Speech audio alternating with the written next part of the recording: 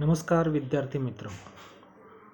आज आपण BA भाग 2 भूगोलशास्त्र याच्या 2019 पासून नवीन अभ्यासक्रम शिवाजी विद्यापीठाने सुरू केलेला आहे. यामध्ये आपण सेमिस्टर 3 मधील सॉइल जिओग्राफी मृदा भूगोलशास्त्र पेपर नंबर 3 याविषयी आज आपण माहिती घेणार आहोत. मृदा भूगोलशास्त्र ही भूगोलाची सर्वात महत्त्वाची आणि तुलनात्मकदृष्ट्या दुर्लक्षित शाखा आहे. परंतु 1960 नंतर भूगोलाची ही शाखा जगात स्वतःच्या महत्त्वपूर्णतेमुळे खूप लोकप्रिय झाली आणि याच महत्त्वपूर्णतेमुळे शिवाजी विद्यापीठालाही हा विषय BA भाग 2 साठी यावर्षी सुरू केलेला आहे. या कोर्समध्ये मृदा भूगोल विषयी बऱ्याच मूलभूत संकल्पना आणि विविध प्रकारचे ज्ञान समाविष्ट केले आहे.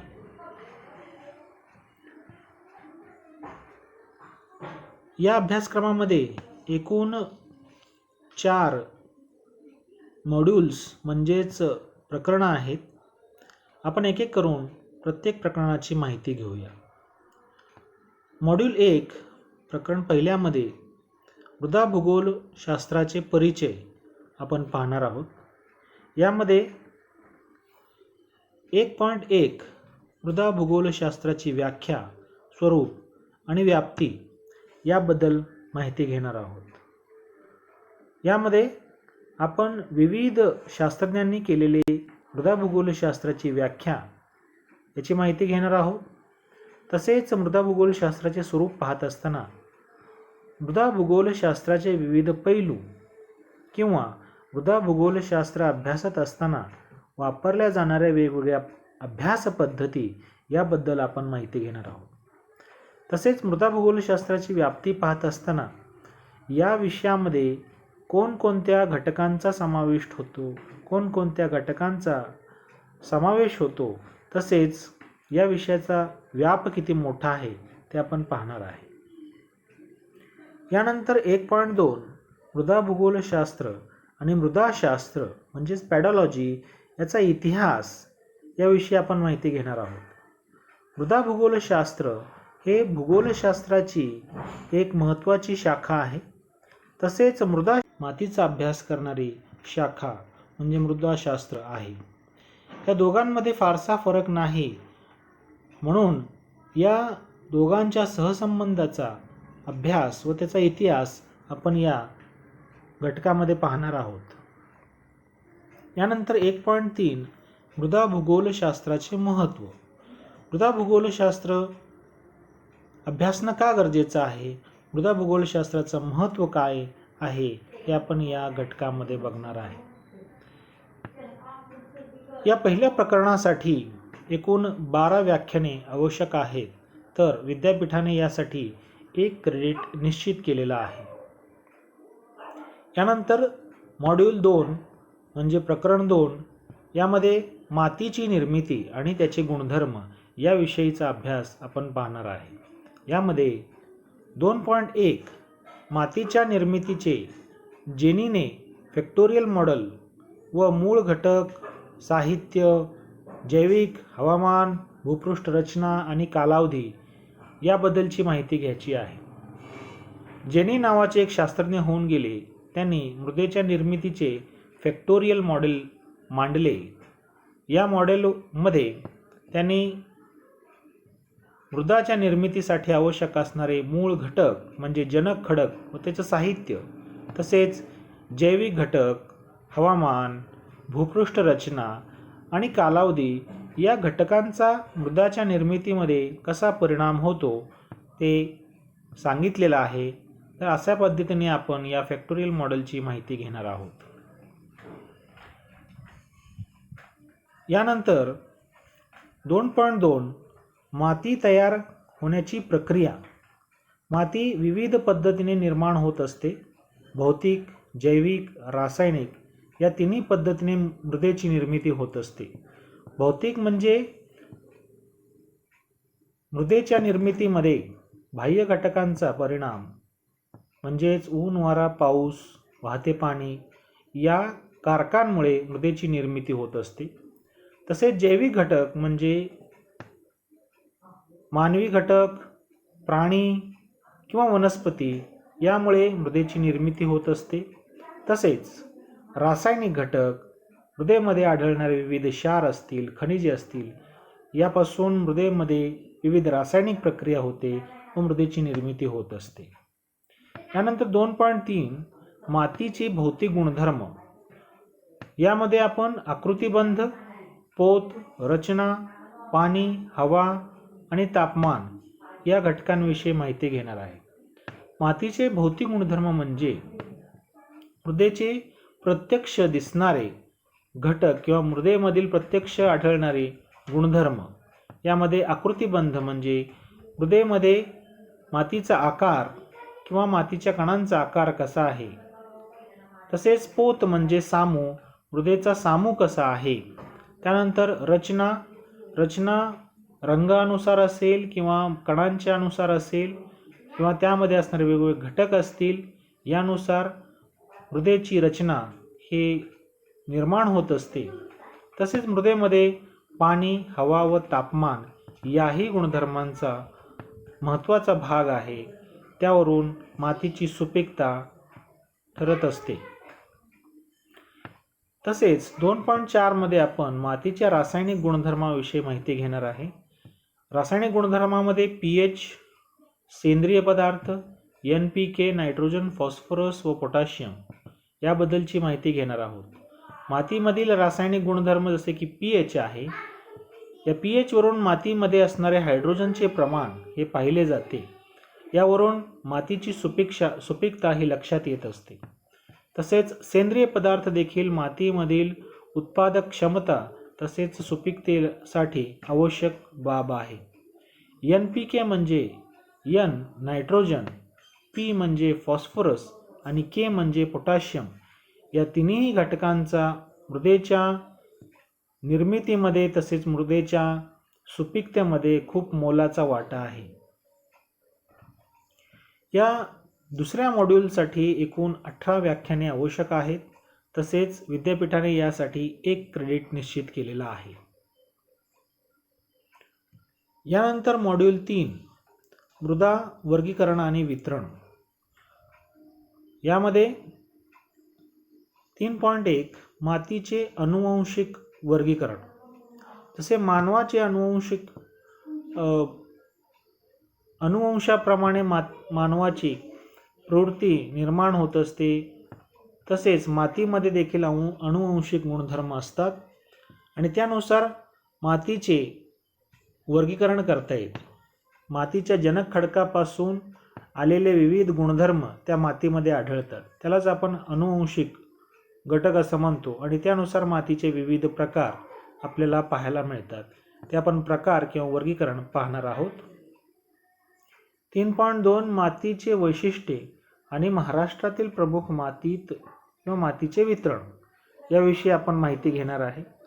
महाराष्ट्रामधील विविध मातीचे प्रकार कोणकोणते आहेत. महाराष्ट्राच्या वेगवेगळ्या प्रदेशामध्ये वेगवेगळ्या प्रकारची माती आढळत असते. ते वेगवेगळे प्रकार व त्याची वैशिष्ट्ये आपण पाहणार आहेत. तसंच या मातीचं वितरण महाराष्ट्रभरामध्ये कसं आहे त्याबद्दल आपण माहिती घेणार आहे. 3.3 मातीचे विघटन, संकल्पना, कारणे, परिणाम व उपाय. अलीकडे या संकल्पनेचा खूप मोठ्या प्रमाणात अभ्यास होत आहे. मातीचे विघटन ही खूप महत्त्वाची संकल्पना असून याचे वेगवेगळ्या शास्त्रज्ञांनी केलेली व्याख्या त्याबद्दल आपण माहिती घेणार आहे. तसेच मातीच्या विघटनाची कारणे कोणती आहेत त्याबद्दल आपण माहिती घेणार आहे. तसेच मातीच्या विघटनाचा परिणाम काय होतो त्याबद्दल आपण माहिती घेणार आहे. तसेच या मातीच्या विघटनाची समस्या आहे आणि त्यामुळे मातीचा ऱ्हास मोठ्या प्रमाणात होतो आहे व अनेक मातीच्या समस्या निर्माण झालेल्या आहेत. त्यावरच्या उपाययोजना देखील आपण या घटकामध्ये बघणार आहे. या मॉड्यूल 3 साठी एकूण 18 18 लेक्चर्स लागणार आहे, तर विद्यापीठाने यासाठी 1 क्रेडिट निश्चित केलेला आहे. मॉड्यूल 4 प्रकरण 4 हे प्रात्यक्षिक असून यामध्ये आपण प्रात्यक्षिक न करता, प्रॅक्टिकल न करता केवळ या प्रात्यक्षिकाचा सैद्धांतिक भाग बघणार आहे. या प्रकरणामध्ये आपण मातीच्या अभ्यासाविषयी तसेच मातीच्या परीक्षणाविषयी जे विविध प्रात्यक्षिके आहेत केले जातात त्याबद्दलचा सैद्धांतिक भाग आपण बघणार आहे. 1.1 मध्ये मातीचं चित्रण किंवा आराखडा किंवा सॉइल प्रोफाईल आपण म्हणतो. सॉइल प्रोफाईल कसा तयार केला जातो, मातीचं चित्रण, मातीचं विश्लेषण, मातीचा आराखडा कशा पद्धतीने तयार केला जातो त्याचा सैद्धांतिक भाग आपण या घटकामध्ये पाहणार आहोत. यानंतर 4.2 मातीचा नमुना किंवा साधने. मातीच्या विश्लेषण करत असताना मातीचा नमुना कसा घ्यावा आणि हे नमुना घेत असताना कोणकोणत्या साधनांचा वापर केला जातो त्याबद्दलची माहिती आपण या घटकामध्ये बघणार आहे. यानंतर 4.3 माती विश्लेषण, क्षारयुक्त किंवा अल्कधर्मी. या ठिकाणी मातीचं विश्लेषण कशा पद्धतीने केलं जातं आणि यामध्ये आपण क्षारयुक्त मातीचे विश्लेषण तसेच अल्कधर्मी मातीचे विश्लेषण कोणत्या पद्धतीने केले जाते त्याचा सैद्धांतिक भाग आपण पाहणार आहोत. तसेच 1.4 गांडूळ खत प्रक्रिया. अलीकडे या प्रकारच्या खताला खूप महत्त्व आलेलं आहे. तर गांडूळ खत प्रक्रिया कशी केली जाते, त्याची कार्यप्रणाली काय आहेत, त्याचे गुणधर्म काय आहेत आणि त्याचा उपयोग काय आहे त्याबद्दलची माहिती आपण या उपघटकामध्ये घेणार आहोत. या प्रकरणासाठी एकूण 10 लेक्चर्स लागतात, तर विद्यापीठाने यासाठी 1 क्रेडिट निश्चित केलेला आहे. विद्यापीठाने आपल्या या अभ्यासक्रमासाठी काही रेफरन्सेस म्हणजे संदर्भ पुस्तकं सांगितलेली आहेत. त्यामध्ये काही संदर्भ पुस्तकं हे विदेशी लेखकाने लिहिलेले आहेत, तर काही संदर्भ पुस्तके हे भारतीय लेखकाने देखील लिहिलेले आहेत. त्यामध्ये गोविंदा रंजन SV आणि गोपालराव यांनी studies on soil of India हे पुस्तक लिहिलेलं आहे. तसेच माथुर नीरू यांनी सॉइल्स हे पुस्तक लिहिलेलं आहे. हे पुस्तक इंग्रजीमध्ये आहे. तसेच आणखीन बरेच पुस्तकं त्या ठिकाणी विदेशी तसेच भारतातील लेखकाने लिहिलेले आहेत, ते या ठिकाणी दिलेले आहेत. तसेच काही मराठी पुस्तक देखील आहे. त्याच्यामध्ये खतीब KA या लेखकाने लिहिलेले मृदा भूगोलशास्त्र हे पुस्तक आहे, महत्त्वाचं पुस्तक आहे आणि मराठीमध्ये आहे. यानंतर अध्यापन योजना किंवा परीक्षेची योजना कशी आहे त्याबद्दल देखील आपण थोडक्यात माहिती घेऊया. अध्यापन व परीक्षेची योजना संबंधित कोर्स किंवा पेपर जो आहे तो लागू असलेल्या प्रमाणे द्यावयाचा आहे. यामध्ये सॉइल जिओग्राफी किंवा मृदा भूगोलशास्त्र हे पेपरचं नाव असून यासाठी आठवड्याला 4 तास लागतात किंवा 4 लेक्चर्स निश्चित केलेले आहेत. आणि परीक्षा जी आहे याच्यासाठी एक्झाम स्कीम जी आहे ते 50 मार्काची थेरीची सैद्धांतिक परीक्षा त्या ठिकाणी होणार आहे. या ठिकाणी सेमिस्टर पॅटर्नसाठी प्रत्येक टर्मच्या शेवटी परीक्षा घेण्यात येईल. थेरी सैद्धांतिक परीक्षा 50 गुणांवर असणार आहे. थेरीचा पेपर हा 50 गुणांवर आधारित असणार आहे. सिद्धांत पेपर किंवा थेरीचा पेपरामध्ये विद्यार्थी कामगिरी जी आहे ते मूल्यमापन 50 गुण सेमिस्टर परीक्षा या आधारावर होईल. प्रश्न संपूर्ण अभ्यासक्रमानुसार आणि अभ्यासक्रमातील प्रत्येक युनिट किंवा मॉड्यूल यावरून निश्चित केलेले असणार आहे आणि त्यावर ही परीक्षा द्यावी लागणार आहे. तर अशा पद्धतीने आपण आज मृदा भूगोलशास्त्र या अभ्यासक्रमाविषयी माहिती घेतलेली आहे. BA भाग 2 साठी हा अभ्यासक्रम शिवाजी विद्यापीठाने दिलेला आहे. तर इथं आपण थांबूया. अशाच पद्धतीने आपण पुढच्या व्हिडिओमध्ये या अभ्यासक्रमामधील जे घटक आहेत त्याबद्दल माहिती घेऊया. धन्यवाद.